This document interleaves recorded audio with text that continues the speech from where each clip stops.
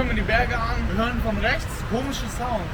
Wir denken uns so, Muss der Wald sein. kann alles sein, vielleicht Luftdruck, okay? Wir gehen zum Mechaniker in Frankreich, in irgendeinem Dorf. Auf einmal sagt der Mager uns, dass unsere Bremsblöcke wurscht sind. Genau das. Ja, und die sind halt so kacke jetzt, dass wir nur noch 100 Kilometer kommt. Vielleicht 20 jetzt noch. Jetzt vielleicht 20, weil wir überall hier hin und her gefahren sind. Und weil Back-to-Back Another one. die Werkstatt uns helfen wollte und konnte, müssen wir jetzt bei Jeep so für den Dodge die Bremsblöcke holen und dann nochmal in der Zeit es hinkriegen, zu einem Mechaniker zu gehen, damit sie es heute noch reparieren. Wir packen gerade Profi, zeigt das jetzt schon eine Herausforderung.